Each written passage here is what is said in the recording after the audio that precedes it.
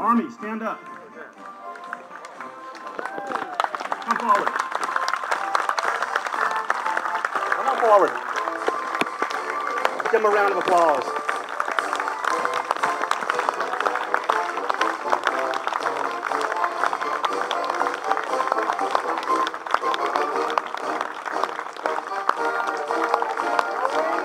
Got any Marines in the house?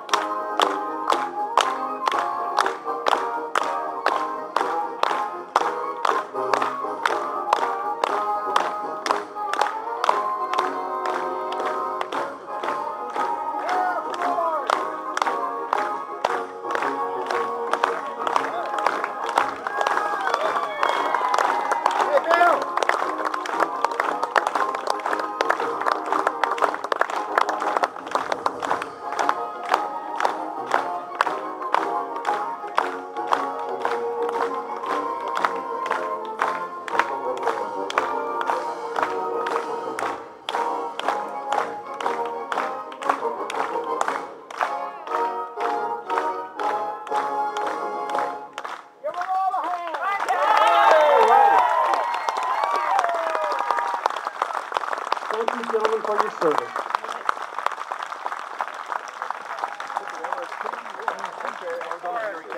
Oh, okay. 542. Oh, that was that World War II one. Yeah, it was. I was on one of those too. I know you. Hey. How are you? Well, that's true. I stand corrected. Gentlemen and ladies. All righty. Continuing right along, our next speaker is Hilmar von Kampe. He's an author. He was a kid in Nazi Germany as Hitler came to power. He was a witness to history. He lost a father and a brother in the German army. He has had a life-changing event you can read about in his book after the war, where he came to God and his life changed. And he dedicated his life to truth. And it's kind of a weird coincidence. Several years back, I was in an airport to catch a plane, and it broke down. We had about a 4-hour wait. In the meantime, I went into the USO trying to find some book to read, something to occupy myself with. And out of all the thousands of books in there on the shelf, I picked up one, sitting on that table right now, and I couldn't put it down once I started reading. It was fascinating. It was a story of this man's life.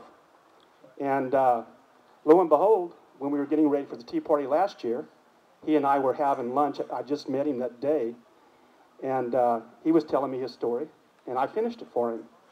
And to which he said, "You read my book."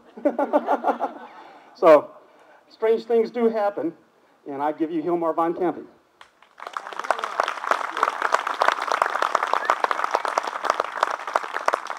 Good afternoon. I'm also a World War II veteran, and about 20 or 30 years ago, I was led by a friend, a retired colonel, who introduced me to the breakfast meeting of the retired officers. And it was in Colorado Springs, and it is supposed to be the biggest area of where retired officers live. And they were discussing how the Germans and how the Japanese, how they came to what they did. And then the one who was on the platform to direct the discussion, General John Mitchell, who was commandant of Berlin from 1984 to 86, came to the conclusion that they don't know what happened with the Japanese. They knew, but the Germans they couldn't understand. And I was debating inside myself whether I say something or not, because I could explain it easily. I'm explaining it to you a little bit later. So, but he said nothing, and when it was finished, then my hand was automatically up, and a minute later I had the microphone in my hand. So I thanked, before I said anything about Germany, I thanked these officers that they gave me a life of freedom. When the meeting was over, and I explained to them how it was. So when the thing was over, they Microphone. my life was over, they came with a big book to me and said, we're making you a member of the Retired Officers Association, and please sign here, a photo, and then you sign, please. I said, that's very kind of you to invite me. But when I was supposed to be an officer, there was no more German army. I never got further than the officer's aspirant. That doesn't matter. They said, we make you to an honorary member.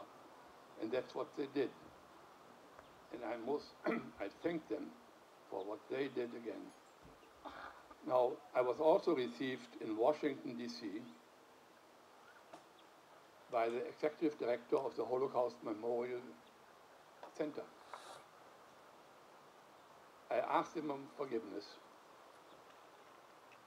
for myself